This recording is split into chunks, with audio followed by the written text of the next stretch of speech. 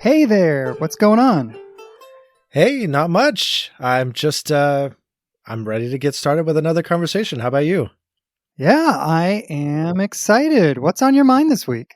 Well, so this last semester that I had a lot of classes around like pastoral leadership, pastoral ministry, some evangelism and missions classes, and it all kind of came together under this question of what exactly is the role of church. And to kind of give you some starting point, there are a couple of books in particular that jump-started my thinking. One of them is Deep and Wide by Andy Stanley, and another was Why Church Matters by Wilson, and then Center Church by Tim Keller. So there was a smattering of others, including Rise of the Nuns, Eugene Peterson's The Pastor, and some missions and ministry ones as well. But all of these kind of came together to present me with one big question, and that is, why church? What in the world is church for? And I think it's kind of an interesting question because you are a pastor. You've been I think you have a different title now. What is your title now? It's not executive pastor. Nope, it's senior associate because I came on to the church that I'm on as executive pastor. And outside of church leaders, when I used that title, everybody thought I was the number one guy in charge, whereas that would be the lead pastor. And so we changed the title to make sure it was clear that I am the senior staff pastor, but underneath the lead pastor. Okay, that differentiation makes sense. And that's the exact same role you had at your last church. Is that right? Absolutely. Yep. I am called to be a number two guy. I love pushing the spotlight to somebody else and helping somebody else's vision happen. And so, I'm never going to be a lead pastor. I love being a staff pastor who helps a staff grow, helps a staff stay focused, and helps a staff catch the vision. Yeah, I love that that's your calling. I think there's a lot more guys out there that have that calling that don't want to admit it because the allure of being the number one is so strong. But in reality, there's a lot more people called to be a number 2, 3, 4, whatever pastor than there are number ones. Mm-hmm. So with your role as a senior associate pastor, okay, I'm going to work on that. Yep. And I'm not in church ministry. I am getting an MDiv at seminary because I love pastors and I love speaking the language of a pastor. And I love the Bible knowledge and the theology and the biblical languages and all the things that go into it. But what I want to do is ultimately get a counseling degree and work with pastors and church leaders to ensure social, emotional, spiritual health of the leaders and kind of so that they can get back out there and do what it is they're gifted to do. I'm coming at it with some pastoral training, but not a lot of pastoral experience. You have both the pastoral training and the pastoral experience. And so I sit in the pews. And so we have kind of two different perspectives here. So I guess what I'd love to know is from your perspective, what do you see as the role, the purpose, the vision? Like, why church? Yeah, no, this is interesting. And it's funny that you ask this because I figure no more than 10% of the people who go to church, if that, actually sit in my role or in my shoes. 90% of the people who go to church aren't in full-time ministry, right? I mean, I'm in Springfield, Missouri, the home of the Assemblies of God. So in my town, it may be a little bit more than 10%, but you know what I mean? Like, my perspective is the minority perspective on why church. And so be thinking about your answer to this, because I am going to sling this question right back at you, because there aren't a lot of times pastors get to hear from well-educated, well-thought-out parishioners, because on some level, I can default to an answer that nobody else has, which is, I'm going to go to church on Sunday because I have to. And so, right? Like, I mean, at the end of the day, that's my job.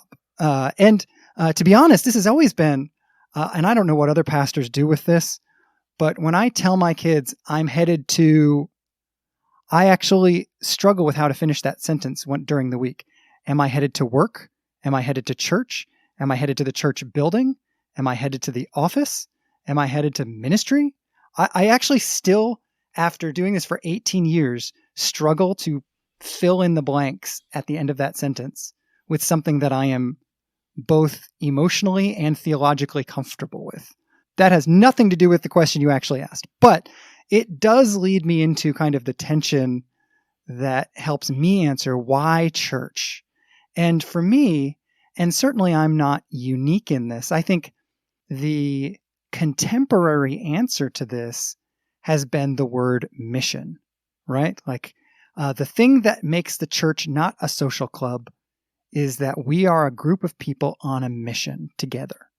And if somebody's going to be inspired, because one of the things that I think about all the time is that people are busy, busy, busy. I mean, off the top of your head, give me 5 things you could be doing on a Sunday morning. Go.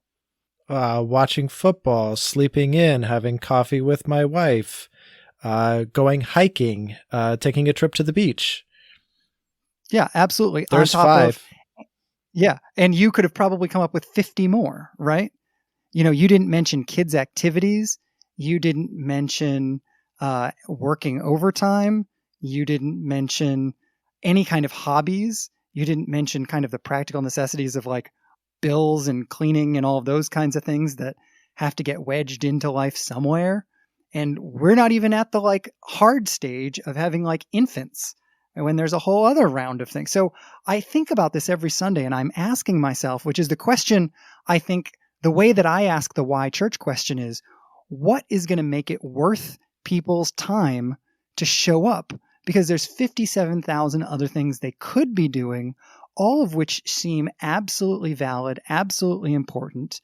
And for a long time, I think the answer that a lot of people gave to why church is the same answer I now can still give, which is because I'm supposed to, right? Yeah. You grow up in church. And so why do you go to church? Because I'm supposed to. It's the right thing to do. It makes me a good Christian. All of those kinds of things.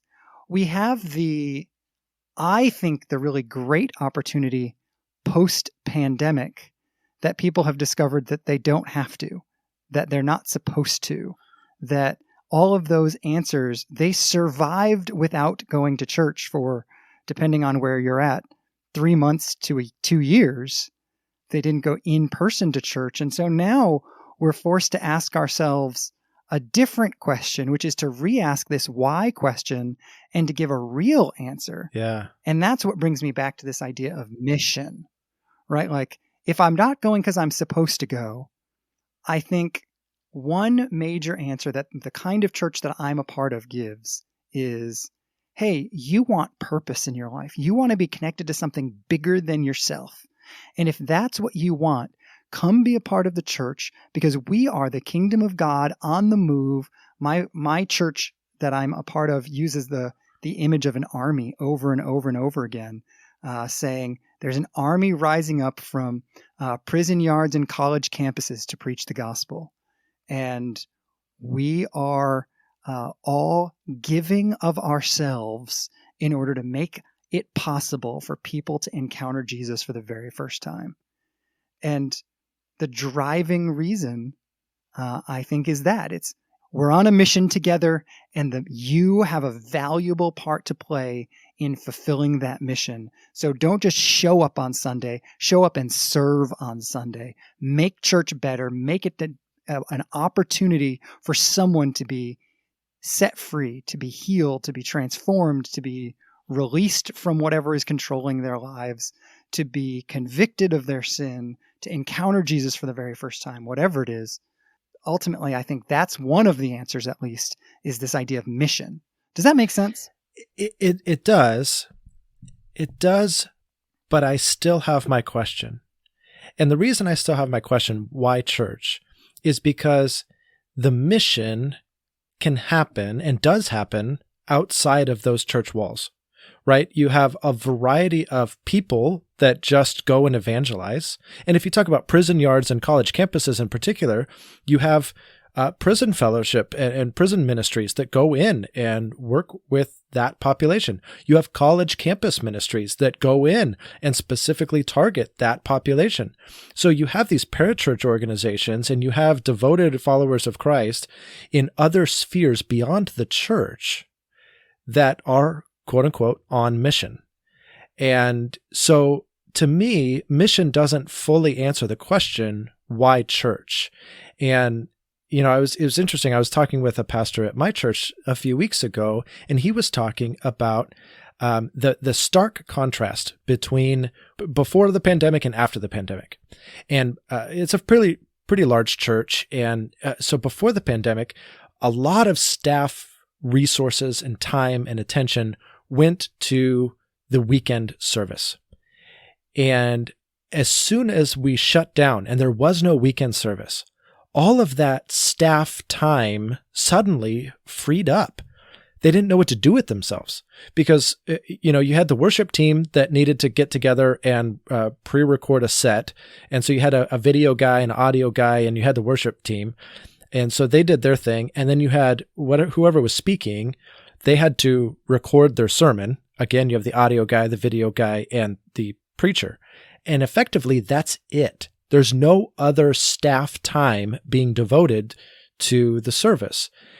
And so if the mission can exist outside the church, and so much of the church's energy goes toward the Sunday morning or Saturday night experience, why? What's the purpose of that time that nothing else can serve? It's good. And I have an answer. I'm curious if you have an answer before I jump into mine. I don't want to give all the answers here. What is your answer for that? I mean, you go to church at least, once every couple of months. What's your answer? For the record, he goes to church all the time. At least every other month. That's a great question because for years I have been in the pews, right? And so I have been a parishioner and I have not, quote unquote, had to go. And so sometimes I have to admit, like, it's not as infrequent as you would accuse me, but there are times I don't go to church and I have no good reason why I don't. For years, I've worked night shift and there's a lot of times where I'm just not feeling it because I've worked night shift. Why do I go? Or what draws me to a particular church? I feel like despite theological education and any spiritual answer I am required to give in this moment, I feel like I choose a church for many of the same reasons that everybody chooses a church. Is the kids program good? Is there a good youth group? Is the worship good and upbeat? And is the band, capable of playing music? And does the pastor know how to preach? And does he preach a good theologically rich sermon? And so I look for the Sunday morning experience and how it's going to serve my family. And then mission is secondary. I mean, I don't know if I just got kicked out of seminary or not, but mission, for my purposes, for why I show up to church, it is often secondary. No, and I think that it was funny, and I want to come back to this thing that you just said. You're looking at, are the kids programs good? Is the youth group solid? I think those are, for anyone who has children, maybe the first question that they ask. I think if the children are young enough, literally the first question is my kid safe? Mm-hmm. And if the answer to that is no, no one's coming back. Yeah. But if 100%. we can get past that, then the question is this good for my kids? But I want to push in on that because I think I have a different answer from what I was originally going to say that's beginning to form in my mind. But again, I don't want to say it yet because I want to push in a little bit to see if I'm on the right trail by asking, what does that actually mean? What does it mean it's good for my kids? What does that mean for you as a parent? Yeah, that's a great question. I don't want to offend a bunch of listeners, but is this a crackpot church? Like, are are my kids going to get Are like, they crazy people? yes, are they crazy people? Are my kids going to get quality theological training? Like, and not, do they believe in the 5 points of Calvinism? Because if they don't, I'm out. It's not that kind of stuff. It's actually quite the opposite. It's, hey, are my kids going to get exposed to a nuanced, a rich, a open and accessible gospel that allows us to major on the majors and minor on the minors?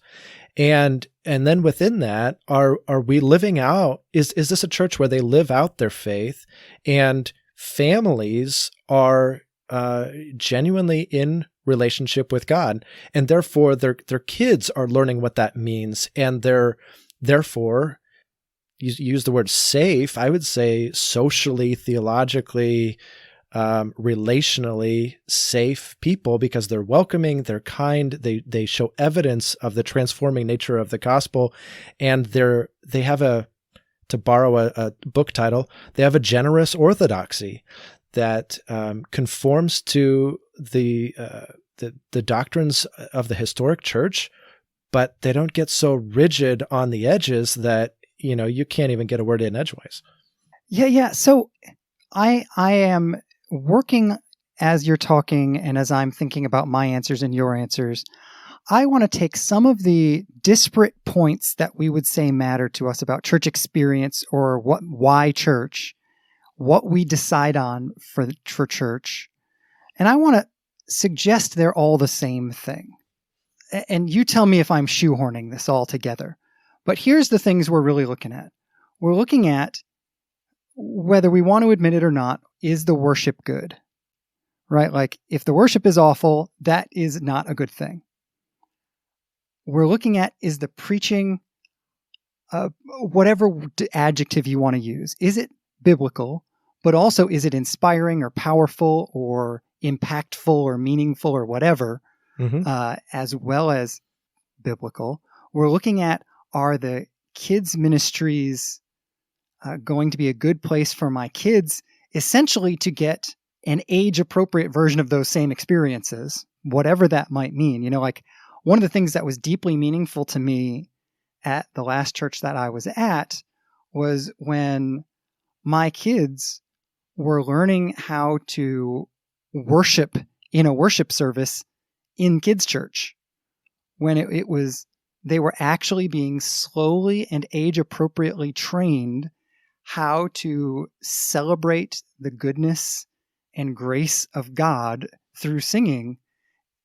And I thought that was really cool. And it was deeply meaningful to me that our children's pastor at the time focused in on that, because I think that's important. But all of this together, I think this is every bit of this, from encountering a meaningful children's worker with a smile on their face to a good sermon, a good worship set, somebody smiling at you at the door, feeling welcome, feeling safe. I think all of this adds up together like a group of Legos going together into one sculpture to being, on some level, an encounter with God. I think that's really what's behind all of that. I think clearly the worship, that's what we're going for. But when I hear a sermon that is powerful, what I really mean is I connected with God through the sermon. Yeah. When I look at what is a kids program, and I'll tell you, like, as a parent, I connect with God in seeing my kids on a path towards connecting with God. Yeah.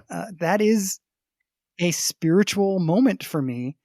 Everything down to the bright Disney-ish colors that churches use to create an environment that allows a kid to feel like it is okay to be a kid and to encounter God at the same time. All of this, I think, and maybe this is the thing that answers your why church question beyond just the mere mission is this idea of encountering God that you can't be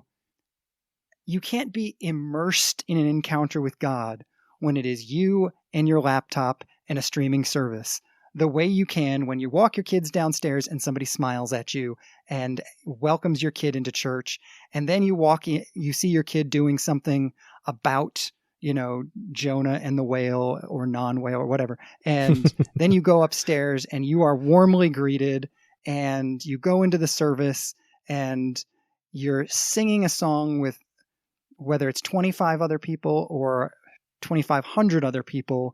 And then there's a sermon there. And it's not just that the sermon is being preached. It's that you are encountering the truth with that 25 or 2,500 other people all together. Like there is a sense of corporate encounter that is happening that is immersive when you're at church in a way that it can't be online.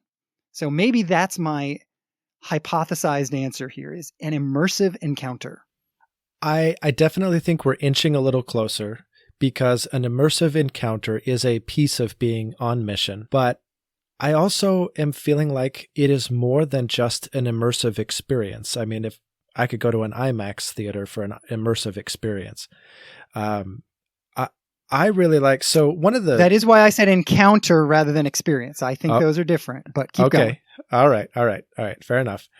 One of the things that I really liked from Wilson, Why Church Matters, Worship, Ministry, and Mission in Practice by Jonathan R. Wilson. And it was interesting to read this while reading Deep and Wide by Andy Stanley, because Andy Stanley's book was subtitled Creating a Church That Unchurched People Love to Attend. And so he was emphatic in his book about not creating a church for church people. Wilson, I don't know that he would necessarily disagree, but his emphasis was wildly different. His emphasis was on the role of church in teaching a biblical language. And I don't mean Greek or Hebrew, as great as those are, but more the language of the faith. And so he suggested that baptism is the initiating rite in the church, that communion is its sustaining rite, I'm saying right. He used the word practice. So baptism being the initiating practice, the communion being the sustaining practice. And then he actually suggested that churches adopt foot washing as another ordinance or command of Jesus, and that it would be therefore the church's guiding practice. And I really liked this model. And so the language of church, the language of the faith that is taught, communicated, rehearsed, practiced, and internalized through the rhythms of engaging in, even if you go to a low church model, the liturgy, right? The common things that we do all the time.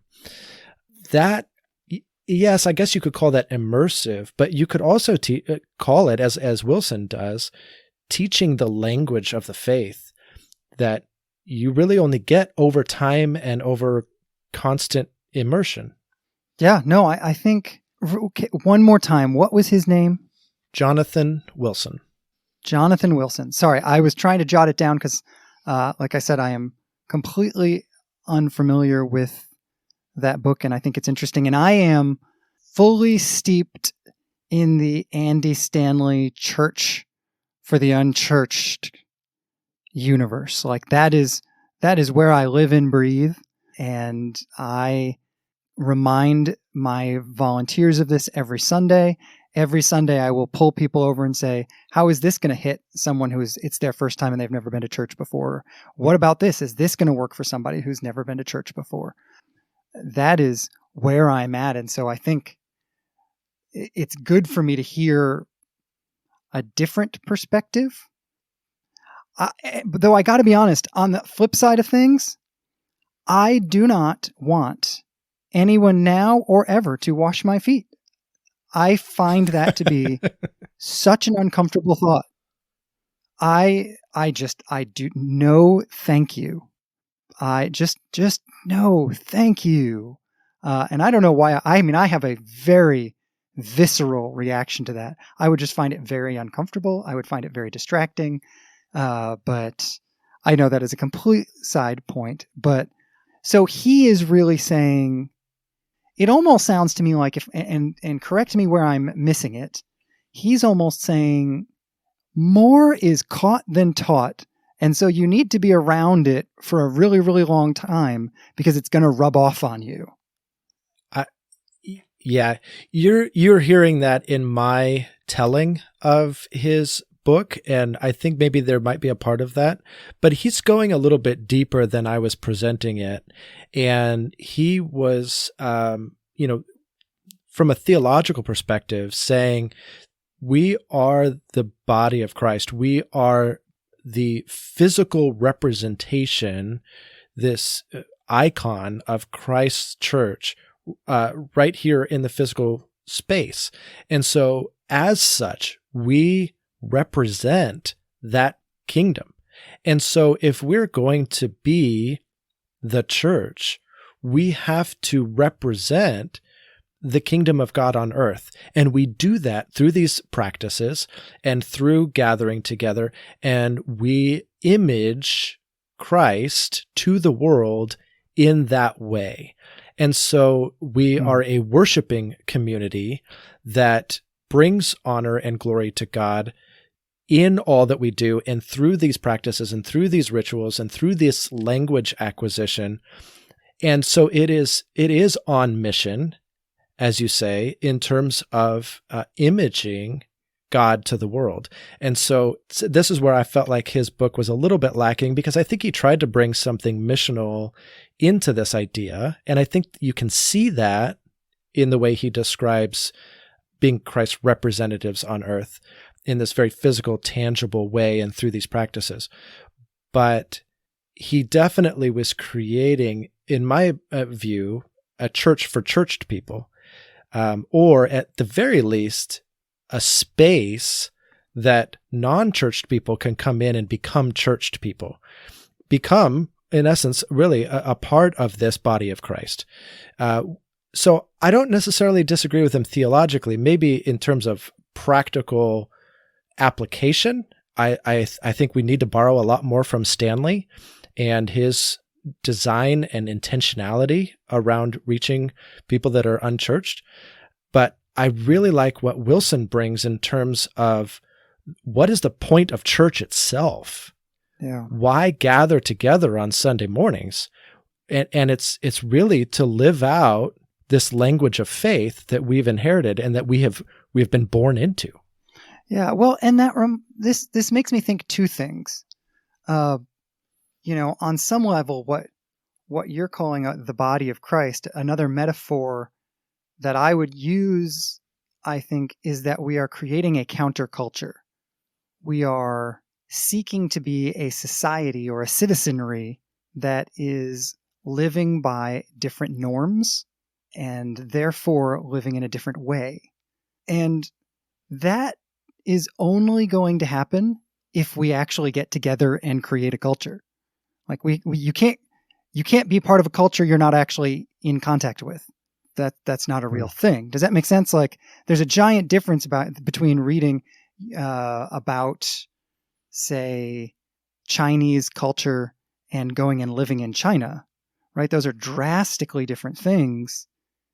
If the church is the place where the culture of the kingdom of God exists, you have to be in proximity to it in order to be a part of that culture and to let that culture, like I was saying earlier, rub off on you.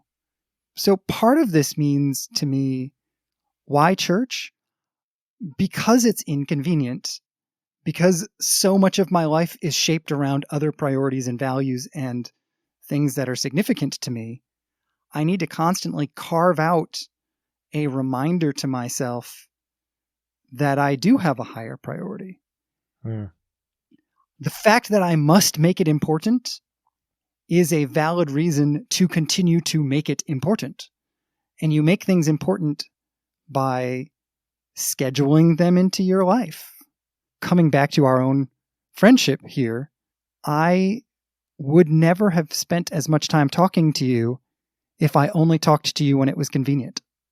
If I only talked to you when I felt like it. If I only talked to you when I wanted to get something out of it.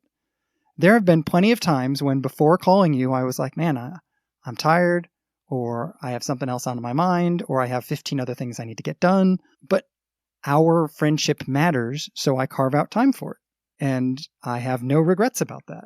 Yeah. I'm glad to hear you say that, because there's sometimes I'm like, I'm so tired or what have you. And I think to myself, boy, maybe he'll forget to call. And then you call and I'm like both excited and sad all at the same moment. And then we have a great conversation and it's all fine. Yes. Yep. Nope. 100%. I've been there. There are plenty of times where I'm like, man, I could use this 2 hours. Yeah. But and it always is 2 hours. Exact same thing with church. Yeah. Well, and it's ironically the exact same amount of time it's church. Right. Right. I think there is a correlation there. But I want to ask you, unless you have something else you were thinking about this, one of the things I want to ask you as we're talking about church is I want your perspective from the hooked together cushy chair in the middle of the sanctuary or auditorium or whatever we call it, as the non-staff. And as you're thinking about this question, are there things you wish pastors knew? Are there things you wish pastors were thinking about as they led either the church as a whole? Because, of course, leading church and what church is all about is a big chunk of it is Sunday morning. But, if your church is anything like mine, we have programs happening literally every single day of the week. We have people dropping in and out of the office every single day of the week.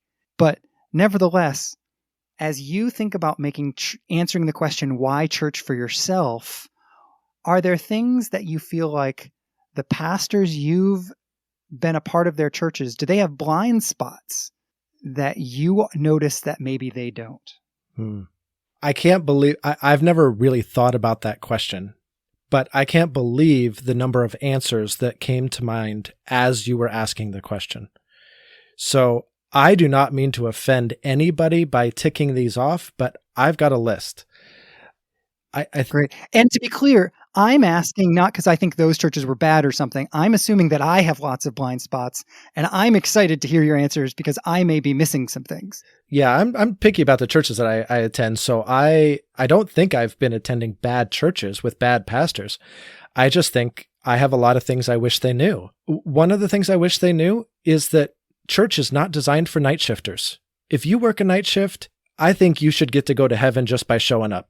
That's just my opinion. It is so hard to get to church, let alone any of the other activities that you think are healthy for me and necessary for my spiritual growth. I can't make it work. I have to sleep sometime, and church is not designed for me. So I wish pastors knew that. I don't know what you would do about it. No, I have a question about this. Does your church dim the lights? Yes. So I had a parishioner who is a night shifter come up to me. We have an overflow room that we don't dim the lights in. And she volunteered to be one of the people who's kind of greeting in the overflow, because she said, I'm a night shifter, and at least if the lights are on, I have a shot. But if you put me in that dark room, I'm done. Oh gosh, I have, and yeah, I'd never thought about that. So that's a fascinating point to me. Yeah, I'd say another area that I think I wish pastors knew is just, so I've been going to fairly large churches, and even though I grew up, define large. We'll say 1,500 to 2,000 maybe. Oh, wow. Okay. I did not realize they were that big. Okay. Yeah. So I grew up in small churches, like 100, 150. I guess so there's multiple services. Maybe there's like 350 in attendance on each Sunday, but then, people are in and out. So you make it about a 1,500 person church. So that's kind of the size that I'm in now. And here's what I wish pastors in at least that context knew.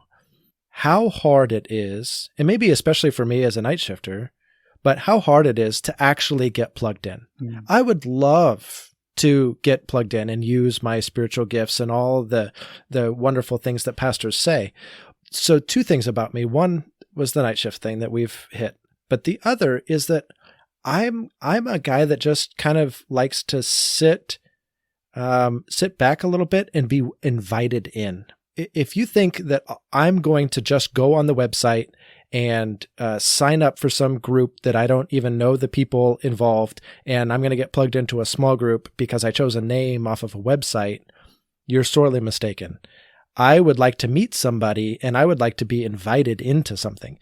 So how hard it is to get connected. And even like, I know you get up on the stage and you ask, hey, would anybody like to come to men's retreat? And you're like, well, that would be lovely if I knew any men. Or would you like to come to men's breakfast? Well, I don't know. Am I just going to be sitting with a bunch of octogenarians, eating some scrambled eggs and listening to a really bummer speaker? Or am I going to get to like meet people, but then how big of a group? I don't know. No, that's good. It's hard to take the initiative to show up. It's hard to take the initiative to find something, to plug into something on the website. But give me a variety of events, some with smaller groups, some with bigger groups. Create opportunities for me to meet people. And don't just expect that I'm going to plug in on my own, because I'm just not going to do it. I'm going to come, I'm going to show up on Sunday, and then I'm going to go back home, and that's going to be it. It sounds like you're also saying, and create a culture of everybody inviting everybody else to stuff. Because you're far more likely to go if the guy next to you that chatted with you through the service invites you to go than you are if the guy on the at the pulpit invites you to go.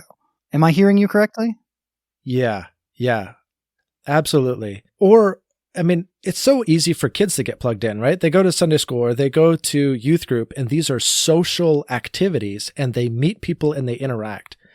Nothing about the Sunday morning experience is a social experience, except the 1 to 2 minute quote unquote greeting time that introverts hate. And it just propagates the opportunity for people that already know each other to talk for a couple minutes and then turn around and listen to the speaker again. Sure. So there's no social connection. There's no meeting people, building relationships out of which you could be invited to something. Whereas with youth group and kids church, there is. And so maybe if, the youth group parents were to meet and connect during youth group, or or the parents do that with other parents during children's service. I know the actual service is going on during that time, so I don't know. But I hope you see the point. Create opportunities for people of similar station to connect with one another and build relationships. No, I think that's really valid and super complicated in 90% of church. And one of the things I didn't hear you say, but that I'm extrapolating that you might mean is, man, it took all my effort just to get here to the church service. I don't have the effort and energy to get to another thing without a little assistance. Yes. Or without a clear indication as to why that would be a good thing. And it's very clear that it would be a good thing if my buddy next to me says, oh man, I went to this last time. It was great. Here's what you can expect. You want to go with me. Sure. No, that's good. And then a third, I'll just leave it at 3 things I wish pastors knew. The last thing I wish pastors knew was me. I get in a big church, it's not easy to meet everybody, but the guy on stage or the gal on stage, these are the faces I get to know week after week after week. The person sitting next to me in the pew may or may not be the same person week after week after week. If I'm building a relationship with anybody just by attending, I'm building a relationship with the faces and the voices that I hear every single week. I would love to be invited into an opportunity to meet that face. Well, it's funny, and this brings me back to something that the church of a generation or two ago did. The church a generation or two ago, the pastor would finish preaching, and where would he go? to the back door and shake everybody's hand on the way out. Yeah. And there may be something wise about that. I mean, I understand that a handshake isn't going to do everything that you're talking about, but at least it expresses an interest. Yes. At least it says, hey, I'm going to, and it reminds me of the Teddy Roosevelt's, 72 handshakes a minute or whatever he did. He's the fastest handshaker in history. But no, again, I think that's great.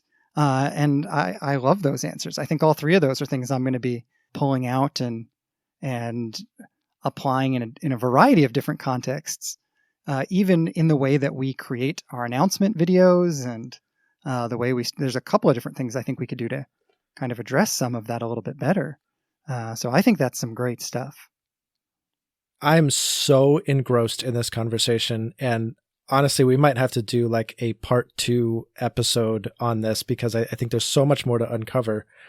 But in every conversation that you and I have, we always ask for one another's thoughts and just what are you thinking? Unconnected to anything we've talked about today, just what's on your mind. And so I want to make sure we have time for that, and that maybe we schedule a time to revisit this because this has been really, really good.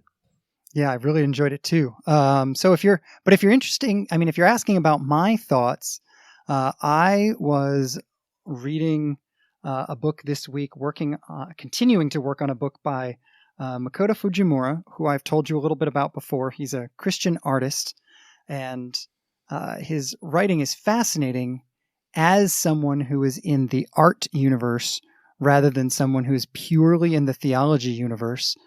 And one of the things that I found interesting was he made this distinction that I think is interesting, and I don't remember if I've ever told you about this because it's not the first time he mentioned it in the book, but he talks about the difference between what he calls plumbing theology and what he calls making theology. And what he's really getting at is that a lot of our spiritual attempts exist really just, in essence, to fix a problem. So why do you call a plumber in? You call a plumber in because a pipe is broken and you want it to go back to the way it was. Whereas he suggests that our theology shouldn't be aimed at fixing the plumbing, but at, in fact, forging or creating something brand new. We should be envisioning the idea of making as part of our theology, as the idea of a new creation being part of our theology, rather than just trying to fix the old thing. And that idea of being creative as an inherent part of our lived Christian experience, I think is very interesting to me. What about for you? I know you obviously have been thinking about church, but that doesn't mean it's the only thing you've been thinking about. Do you have other thoughts you wanted to share? Yeah. So one of my classes has been disconnected from all the others, and it's been a class on the book of Hebrews, and it's been fascinating. But one of the things that the author of Hebrews does that is unique to him is he really emphasizes Jesus as the high priest in the order of Melchizedek. And Melchizedek is such an elusive figure in Scripture. He's only mentioned a couple of times, and we have almost no data about who this person was. But clearly, the author of Hebrews seizes on this and demonstrates that Jesus is a high priest in the order of Melchizedek. So in other words, he wasn't born a Levite, so he can't be a Levitical priest. So how is he in the order of Melchizedek? And one of the things my professor observed, which I just found fascinating, is in Genesis, everybody who is anybody has a genealogy. And a buddy of mine and I are actually working through translating the first 11 chapters of Genesis. And so we're seeing this as the professor is talking about it, that these genealogies, the Hebrew word is toledot, the record of the families of so-and-so, these toledots are all throughout Genesis, and they divide major sections of the book. And it is this anchor point for anybody that is anybody. They have a genealogy. They have a toledot. Melchizedek? Nope, not one bit. He just literally shows up on the scene. Abraham blesses him, or no, he blesses Abraham, and Abraham pays him a tenth and a tithe, and then they go on their way. So Abraham acknowledges the superiority, the right to the tithe, and receives a blessing from him. So it's very priestly. And yet, this priest has zero genealogy. He just appears on the scene and then disappears. And the author of Hebrews seizes on this reality and says, see, Jesus is like that. He is eternal. He is without beginning, without end, seemingly having always existed. And that's the idea. That's almost the flavor you get of Melchizedek. He has no beginning. He has no end because he has no genealogy. And those genealogies always end with so-and-so did this and then, and he lived this many years and then he died, right? So you always have this beginning and you always have this end, but not Melchizedek. And I'm fascinated by the way that the author of Hebrews seizes on that. So that's amazing. I actually have wondered about those verses in Hebrews a number of times and tried to understand what they were talking about Melchizedek. And I think that idea of him being the only major character that doesn't have a genealogy, really implying he's the only character without a pedigree, that just makes a lot of sense. That's fascinating. But I want to turn the conversation now out to everybody else, because we really don't want this to be a conversation just between the two of us. We really want to invite everybody who's listening to us to be a part of the conversation. And there's lots of ways you can do this. You can follow us on Instagram, Facebook, those kinds of things. We would love to have you share this podcast so that more people can be a part of the conversation. But the thing I really want to invite you to do is join us on Reddit at r/onthephonewithjosh. And I'm going to be posting some of the questions we talked about today. Why church? What do you wish pastors knew? Those kinds of things, because we would really like to hear your answer to those things. You have thoughts that we don't have, and we would really love to hear them as we seek to kind of broaden out what we're thinking about the idea of church. So I really hope you jump on Reddit and share your thoughts with us. Yeah, I hope so too. I'm really looking forward to reading what everybody has to say. If you're following along on other social media platforms, Facebook, Instagram, Twitter, you know that the question of the week this week was, which Josh has as his all-time favorite breakfast peanut butter toast with scrambled eggs on it? And the answer to that question this week is Josh Kinsevich from Missouri. That is your go-to breakfast. It is. I am mildly embarrassed to admit it, but since my grandmother used to watch me when I was like 6 years old, I have been in too much of a rush to sit still for a meal, and the only way she could get it down my throat was for her to put it together somehow. And so at some point she put together my 2 pieces of toast, which I never liked buttered toast. And so I've always had toast with peanut butter on it. She slapped her scrambled eggs on there, and I have been eating it that way ever since. It sounds disgusting, but I promise you can't judge it till you try it. I have tried it. It is fantastic. I would agree with you. See? And you didn't think it was going to be, did you? So I'm a peanut butter guy. I'll eat peanut butter on a ton of stuff. I put peanut butter on pancakes. So yeah, no. I love that. With syrup on it, that is life-changing. It is. It's fantastic. So yeah, nothing about this seems odd to me. Okay. Well, hey, are we on for next week? Absolutely. I'm looking forward to it. All right. Well, I'll talk to you then, okay? All right. Have a good one. All right. You too. Later.